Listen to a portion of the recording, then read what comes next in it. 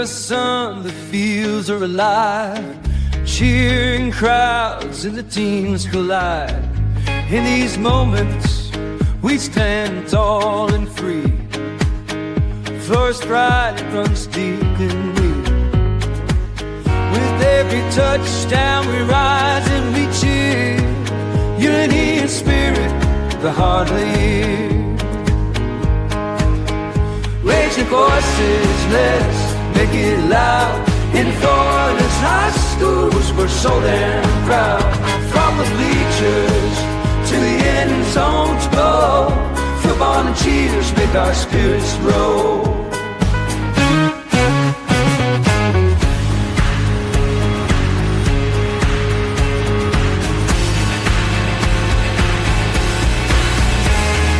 Girls in the game, they're fierce and bright.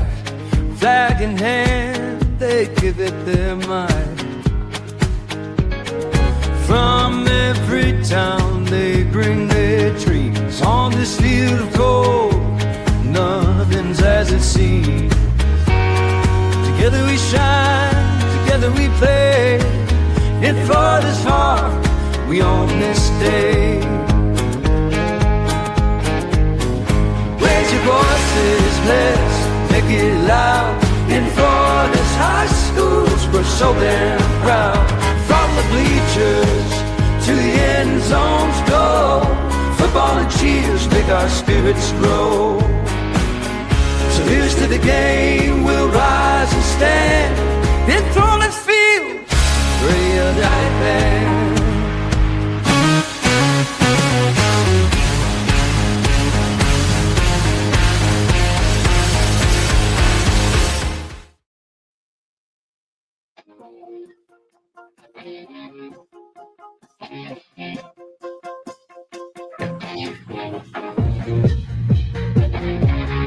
All right, welcome to another edition of the Southwest Florida Blitz. I'm Josh Rosen along with Christopher Like. I can barely see Chris in the camera. I don't know what his camera's doing, but it's got him cut out. Well, I don't know. Yeah, whatever's going on, your camera is just literally giving you a fit today. There we go. I don't know what's going on here. Yes, indeed. How's everybody doing here?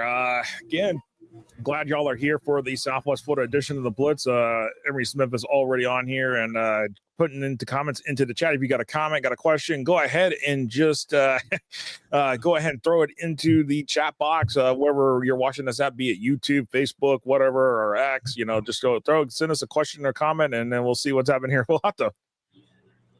The camera's eating Chris up. The wall is eating Chris. There we go. There we go. But yes, indeed. Good evening to everybody here. Coming up here, we'll have Carlos Woods coming on to talk about Booker football on our interview portion of the show here, and we definitely looking forward to talking to Coach Woods as well. And boy. A lot to really kind of get down to the nitty gritty here, Chris, about what has gone on here in terms of what happened. And then that brings us into the Blitz Lines. Yes, indeed. And a lot that has happened here this past week. Obviously, week 6, a big week for teams in the district play. And looking at a lot of the games that we had here, Cardinal Mooney, Bishop Rowe, Mooney took care of business. No issue there. Really rolled over. Rolled over Bishop Rowe. Didn't have any issues basically there in that stretch there. And boy, it's Cardinal Mooney's just rolling in. But they got a big date this week with Clearwater Central Catholic. I'm interested to see what's going to happen there in terms of those two teams. And of course, we'll talk about Clearwater Central Catholic more on the Tampa Bay edition of the Blitz here coming up here later tonight. Yeah, a lot of interesting games this past weekend in South Florida here. Manatee beating Pinellas Park 42-7. I mean, that's already given. Yeah, Cardinal Mooney 49-14 over Bishop Rowe on that one. And of course, Booker took care of business against Bayshore 51-0. That's why I kind of questioned that Bayshore being number 2 there in that ranking there, as we talked about on Drive the State. So if that gives you all any indicator where we question some of this is really like this one's tough here, in my opinion. That really is like, yeah. And then ING Academy, they took care of business against Phoenix City Central. They went up to Alabama and got that win 49-14. And then, of course, St. Pete Catholic, how about this? They rolled all over Southwest Florida Christian real easily here, 56-7. And as you saw there, St. Pete Catholic getting that 1 seed right now in that Region 3 in Class 1A. And deservedly so after winning that game like that. And of course, the battle between Naples and Dunbar, 21-0. Naples wins, but that's I don't know if that's more an indictment on Dunbar or more an indictment on Naples. I got my question too. I've got massive questions along the way here, and coach has got our link here, so I know that at some point he'll be popping on here probably around 7:40ish or something, and then we'll bring him on. But Booker's the monster. Booker's going to be that monster in 3A Region 3. So that just tells you. I mean, under head coach Carla Woods, I mean, outside that loss to Auburn, Alabama, they've been rolling basically ever since that game. And Mark Cannon, I think it's more an indictment on Dunbar, but I feel like there's a slight indictment on Naples here because I just don't know if Naples is that team that's going to deep run. I just don't know. Mm-hmm. I mean, honestly, we got to. You look at the results from this past week, and one that sticks out at me is that Sebring and Kathleen game, 40-20. Sebring beating Kathleen the way that they did. Yeah, no, for Sebring, they're kind of in the playoff mix. But here's another one, and I'm going to bring up what Emery Smith said as to how close South Fort Myers played Port Charlotte. I think the way it is more of an indictment on Port Charlotte at this point. But they had to come back and win that game by 1. I mean, man, there's a lot there to be said. Mm-hmm. So yeah.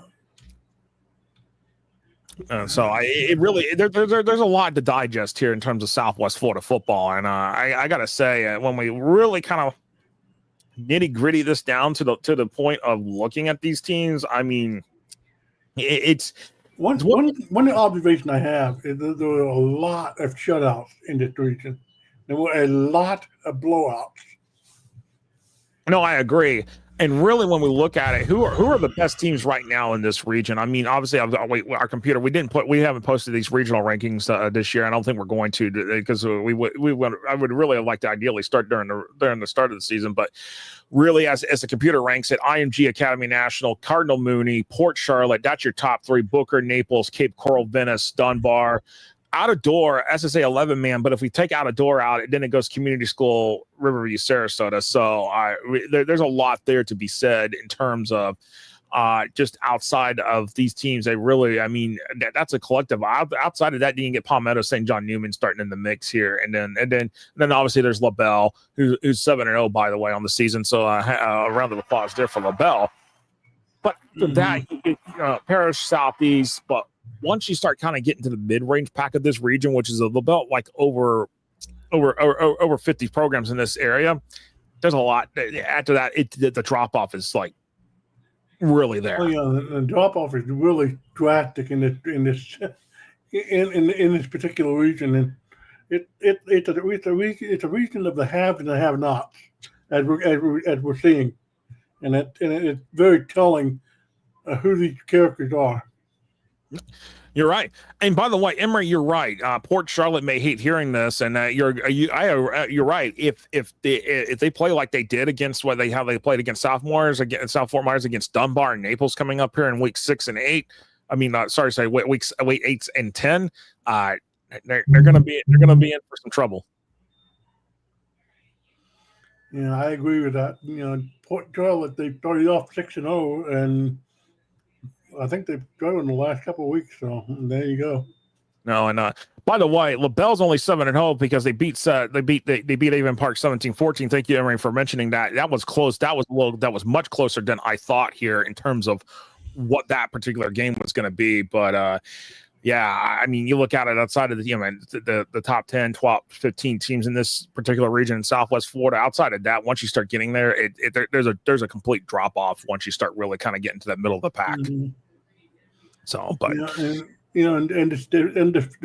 despite what Bennett did against Lehigh, I still got questions about Bennett too. So I do got some questions, and of course, we'll see how they perform against IMG Academy National this coming week here, and we'll talk about that on our Pick 6. But we got to take a quick break, and then we'll get to our interview part. We have head coach Carlos Woods from Booker High School. Yes, the Booker Tornadoes sitting there at a 5-1 on a 5-game win streak, and we're going to talk about that coming up here in just a moment here. But first, our break here, and then we're going to come back, and we'll be right here on this Southwest Florida edition of the Blitz here on this last day of September of 2025. We'll be right back.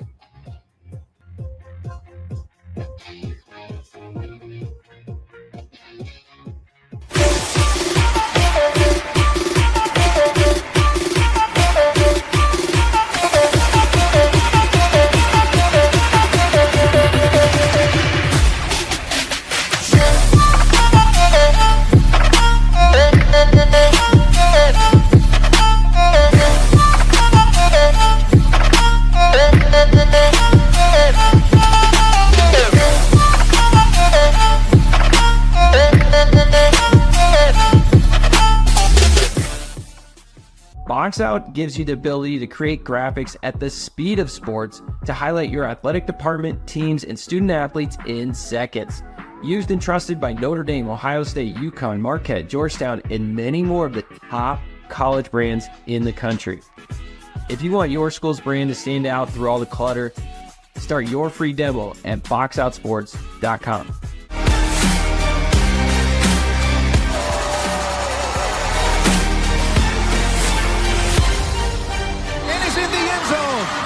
Touchdown!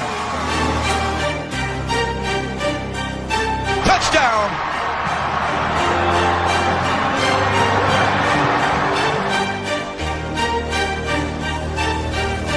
Juggled and caught! I've been thinking about this for a long time. I thought if that's out there, I want to make sure I see it and I get involved in it because to me, this was music to my ears. I was blown away. When you look at today's kid, the millennium kid, they learn by being able to see it. If I can see it, there's a great chance that I can do it. The First Down Playbook is a tool that can essentially change the way we teach the game.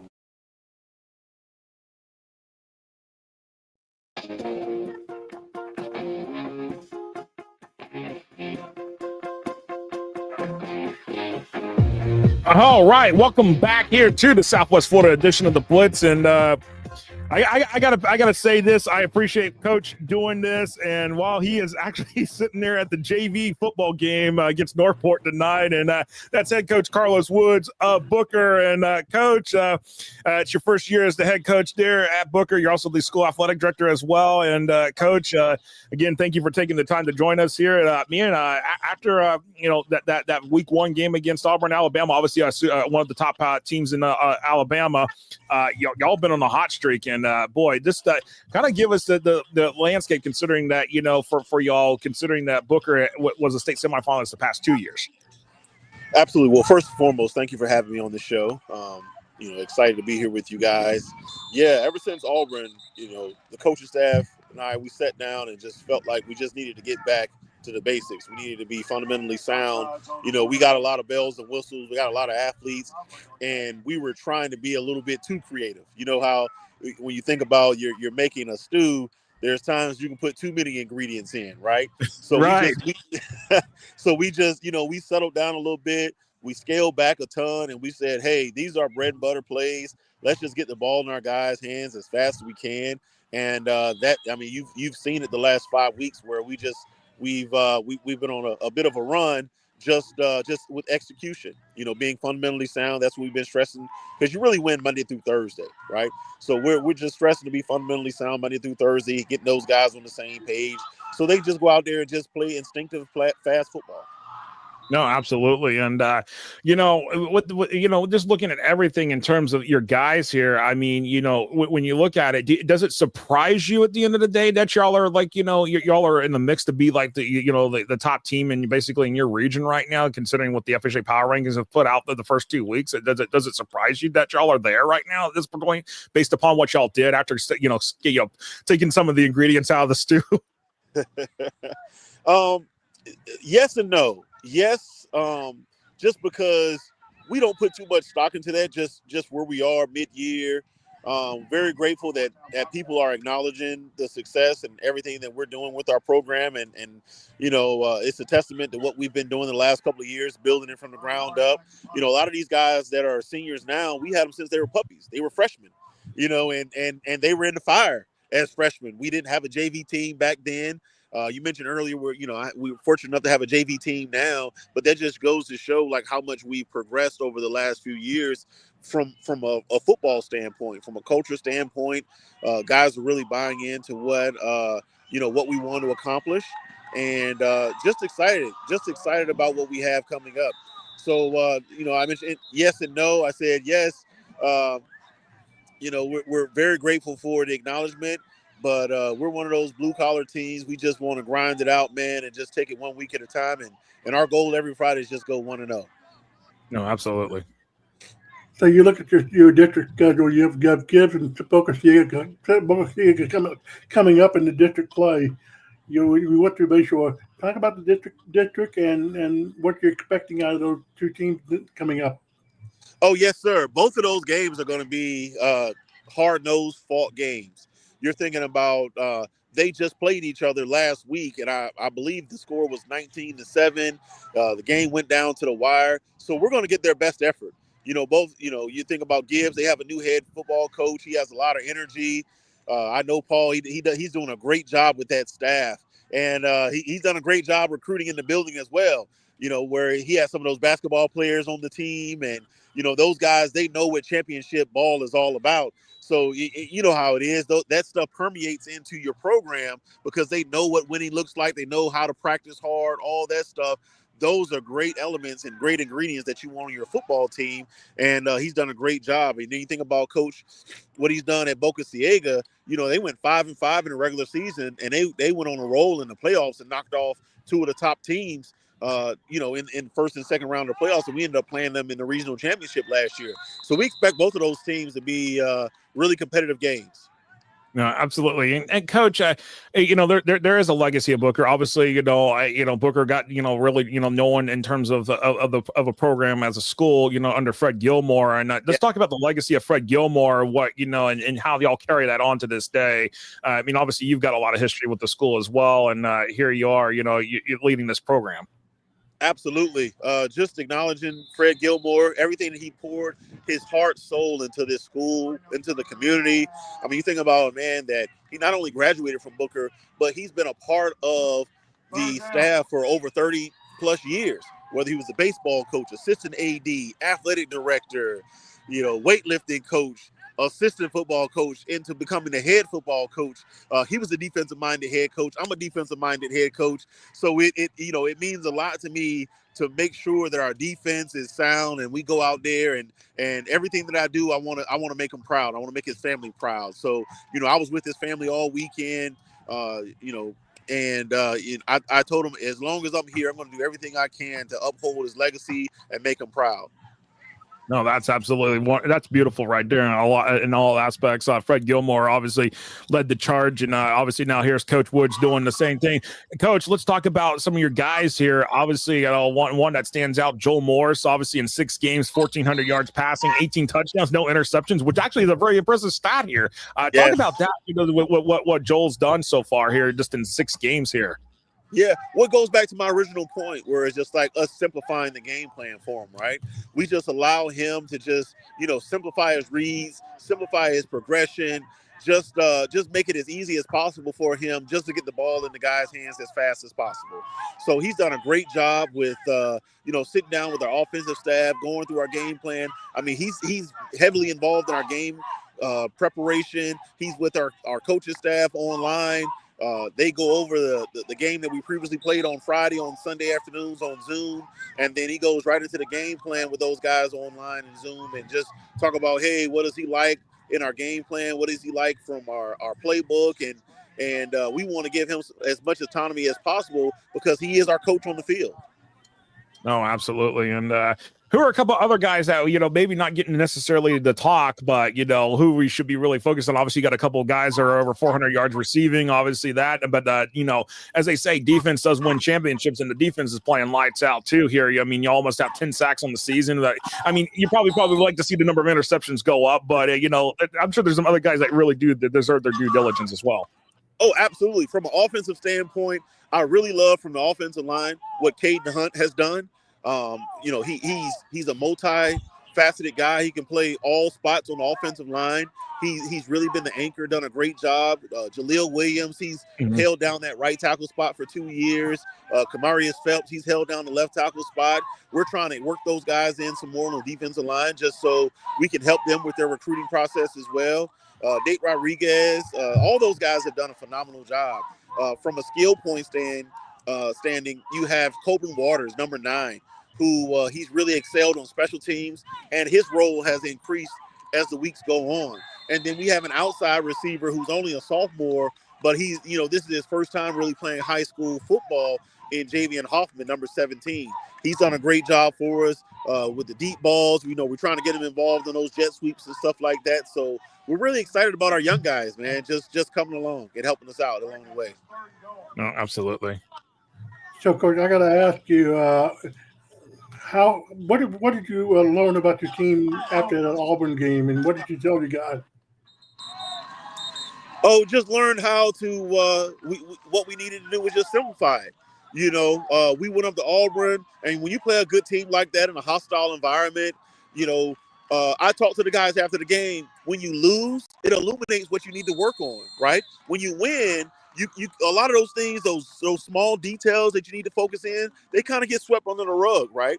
But when you lose, it illuminates those situational football things that you need to focus in on. For instance, like we knew it was going to be a hostile environment. We could have put our punter and our punt returner in a different situation. We could have put them in a more hostile situation in the sense that we could have played music during practice. We could have implemented some of those things. We have a 9th grader who was our punter. We could have talked him through and worked through those scenarios like, hey, if the ball ever gets snapped over your head, just kick it out the back of the end zone. We'd rather give up 2 points instead of giving up 6 points right there. So just, it just, like I said, it just gives you an opportunity to work on those things, and hopefully we can address those things and fine tune that stuff before we get into the playoffs. No, absolutely. And because wrap it up here, Sebring this week, Gibbs next week. Obviously, then the bye week comes at week number 9, and then Boca Ciega week 10. And then I like the final game y'all got. Sanford Seminole coming in week 11. Yes, sir. It was very important for us to have as tough a schedule as possible. We wanted those guys to understand that, we wanted you to be battle tested. It's one thing to kind of go through and play teams that you're going to beat, right? It's a whole different ball game when you're going against someone that's competitive, someone like Naples that's a perennial power, someone like Laley that has a phenomenal coaching staff. Coach Hammer does a great job with those guys, and even Coach Scott.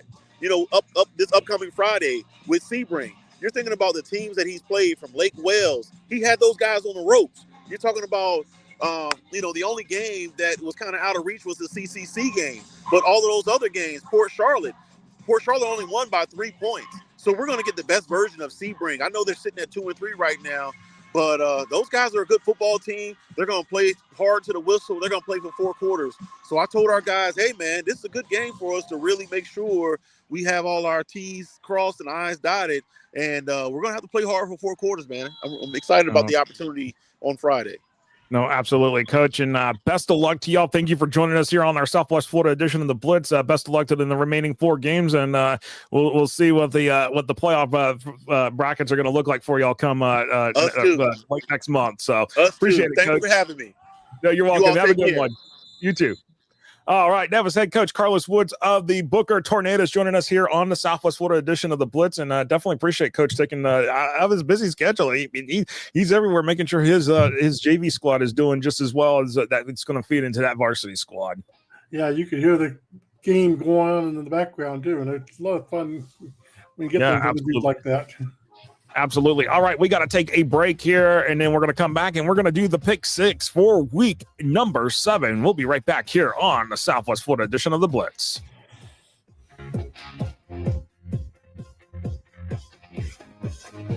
High school sports fans, follow your team live with a free ScoreStream mobile app. Download ScoreStream to get real-time scores, photos, and awesome video. Plus, follow your favorite teams and friends. Get real-time high school sports from ScoreStream. Box Out gives you the ability to create graphics at the speed of sports to highlight your athletic department, teams, and student athletes in seconds. Used and trusted by Notre Dame, Ohio State, UConn, Marquette, Georgetown, and many more of the top college brands in the country. If you want your school's brand to stand out through all the clutter, start your free demo at boxoutsports.com.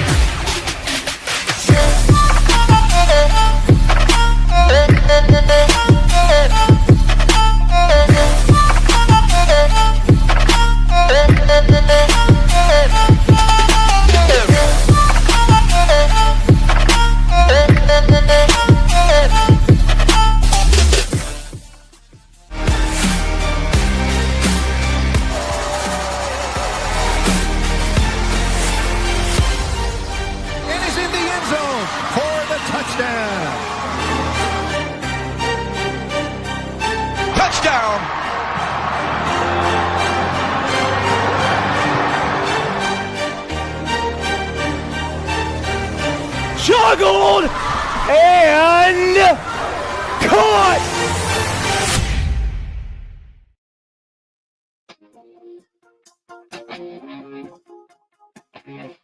All right, welcome back here to the Southwest Florida edition of the Blitz here, and as we roll in, I know we usually have the fan questions, comments, but we're kind of running short on time. We do have the Space and Treasure Coast Blitz coming up here in a few minutes, and then we don't have a guest for that one, but we're going to talk a little bit more about some stuff, more of our thoughts, maybe some more playoff stuff, because Chris is working on these playoff roadmaps that this week will be easier to update because we already have a lot of all the stuff. It's just basically putting in. Some teams are, Chris, some teams are getting off the highway, and some teams are getting out of the parking lot in the traffic, and some are merging onto the highway from traffic. Yeah, I've noticed a lot in 7A.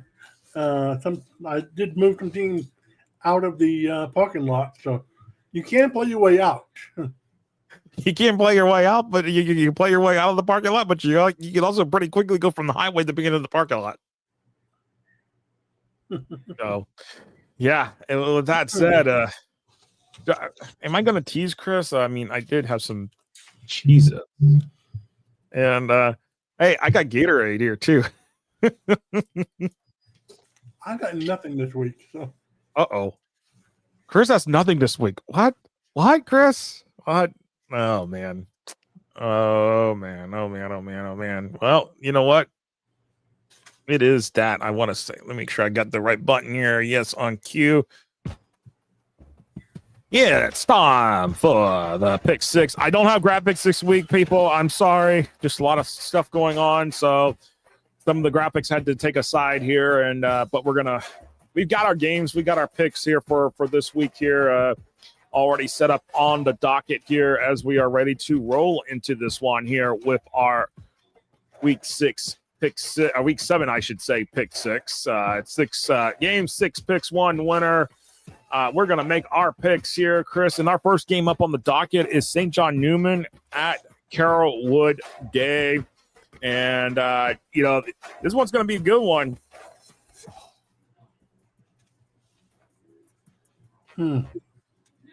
St. John Newman, 4-2. Carrollwood Day 4-0. Yeah, because Carrollwood Day is playing at home, give me Carrollwood Day. And this one's interesting in terms of the forecast here. When we talk about these two teams here, Carrollwood Day, one of the top teams right now in 1A, but shoot. There we go. I know, Michael. Basically, the computer's telling me it's not in the game's not in the forecast, and I'm like, no, yes, it is, and there it is. All right. So Carrollwood Day is a 13-point favorite according to the Florida Power Rankings Index. Carrollwood Day has an 88% chance of winning this game. St. John Newman 12%. Carrollwood Day, I gotta say, they may be 4-0, but they did come off a good win off Lakeland Christian, and St. John Newman off a close loss to Community School, 38-35. Boy, I mean, it's where do we go with this one? Like I said, I got Carrollwood Day winning this game. Yeah, I'm going with Carrollwood Day as well. I think Carrollwood is going to take care of business here, go to 5-0. And looking at it, the chat is going Carrollwood Day as well. I know I have almost a strong hunch that Reno will go with Carrollwood Day as well on this one here as we roll along here. So Carrollwood for the picks here. And next up is Immokalee, 4-1 at Lele, 3-2. And this one, I haven't really I'm kind of looking at some of this in the computer rankings. In terms of the forecast, some of the forecast here, I'm now just looking at it because I just put everything in right before our shows started this evening. Immokalee and Lele. Lele is a 1-point favorite over Immokalee in this one. How about that? Close forecast. Lele at 51% chance of winning this game. Immokalee 49%. Normally in these cases, I would go with the home team. But I'm going with Immokalee in this situation. I have a feeling. This is my feeling, and I got to tell you, I know that Reno would go with Lele just because of the forecast. But honestly, give me Immokalee here. By the way, Reno is finally going to start sending me picks here in a moment because I can see the bubble up on my messenger. So we'll see if he changes anything as we roll along here. But Immokalee. I kind of think this is going to be a high-scoring affair, Chris. I just feel like this is one of those games where we're going to look at it and we're going to be like, did they play football or did they play basketball? Yeah, I get that feeling too. This is going to be one of those 58-49 games or something. But I'm with you. I'm going Immokalee on this one here for the win here. And someone said. Someone's like Region 3-5A is a joke. What a waste. I mean, it's 3-5A. I mean, yeah, I know. We can actually. You may be talking. Yeah, they'll be only be. Well, actually, no. Region 3-5A. They may not necessarily pair up with St. Thomas Aquinas in the regional finals. They will reseed come the regional. For the state semifinals. So we'll have to see what happens here. So not. Mark Cannon says you're looking like you're going to be drinking his dinner tonight. What? Oh man! There you go, Chris. You got to take care of this chat. I can't answer all this one for you. Anyways, no, I got water right now. All right. What up next is Booker 5-1, Sebring 2-3. You know what? As you heard Coach Wood say, that this probably have one of the best versions of the Sebring team going up against them this week. They're going to give Booker some fits. They're going to give. Coach Scott's going to have this team ready for Booker. I went. It's going to be. As you said, Coach Wood say it's going to be. It's going to be a tough one. Yeah, Sebring, despite what their record is better than what they appear to be. But in this case, I still think Booker should come up with a win. But it's going to be like a 7-point game. Boy, of course, the computer, Booker 51 over Sebring. Do I think it's going to be 51? No. But no, it's no. But it tells you where Booker is at versus Sebring in terms of where they rank at in the rankings. It's just, is it going to be 51 points? It's probably an overshoot here. Yeah, I think the computer giving Booker a little bit too much credit there. But with that said, I'm going to roll with Booker as well. And let's see. Actually, Reno is going to go with Immokalee, by the way. He just finally sent me his picks for the night, and he's going to go with Immokalee. Booker is my pick as well, and it is going to be his pick as well. I'll be interested to see what the scoreboard says come Friday night, Chris. Yeah, I am too. But like I said, I think it's going to be closer than anyone thinks. All right, Cypress Lake 4-2 at South Fort Myers 3-2. South Fort Myers probably could be 4-1 in this situation here if we really want to think about it. But Cypress Lake on a 4-game win streak ever since they're starting the season, 0-2. By the way, the computer is giving South Fort Myers a 9-point advantage, giving the Wolfpack an 80% chance of winning this game. Interesting. But if we look back at anything that we saw from the results Friday night, South Fort Myers should have won that game against Port Charlotte. Yeah. I struggle with this one because I think South Lake is on a hot streak here, and I think they could end up beating South Fort Myers here. So give me Cypress Lake. Reno is going Cypress Lake. Here's my thing. I think South Fort Myers is so angry right now at what happened for week number 6, and Cypress Lake is going to be the unlucky recipient of the Wolfpack's response on this one. Give me South Fort Myers and give me by 2 points. And I'm not betting the house, Emery. No, I'm not betting the house.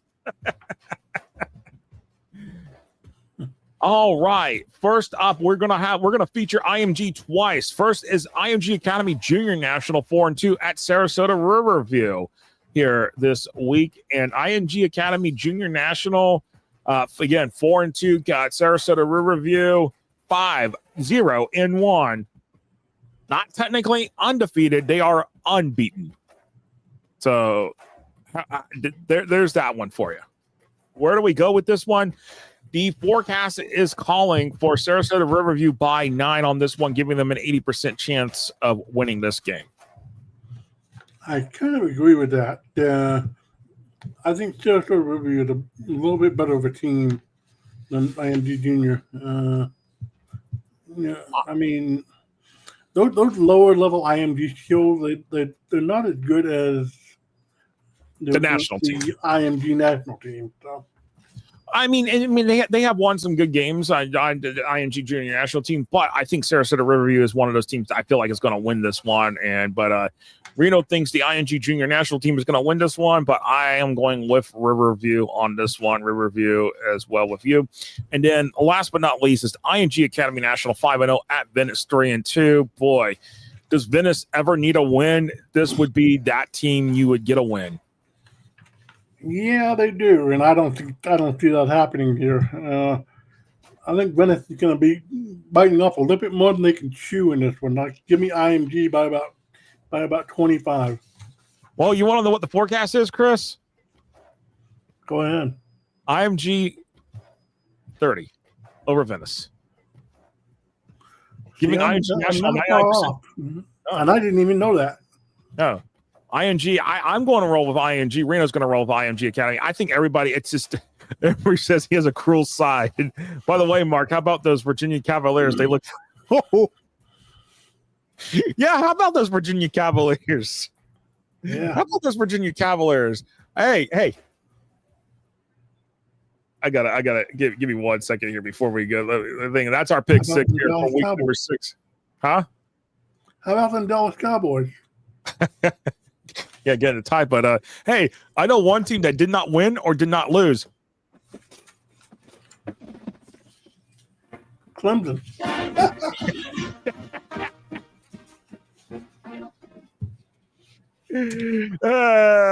Columbia Manatee, Angelina, thank you for asking about that. That will actually be on our North Central Florida Blitz tomorrow night because the game is at Columbia, so that's where the game is going to be at this weekend. Of course, FSU and Miami are going to be this weekend, so there you go.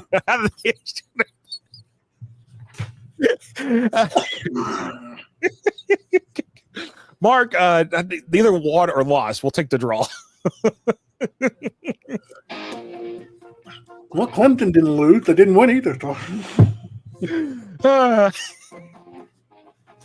Hey, my college alma mater, Flagler College. Our football team is still undefeated.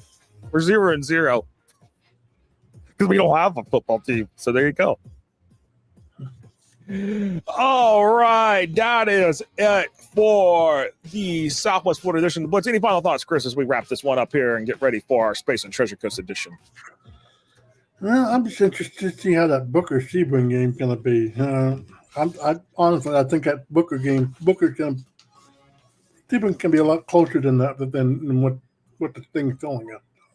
By the way, Baylor, I know you sent me an email. I will get to you this week. I promise. Everything has been crazy. We may be adding somebody into the stuff here with our stuff here, especially with coverage. But we'll get with Baylor here as we go rolling along here. But I definitely appreciate everybody watching here on this Southwest Florida edition of the Blitz.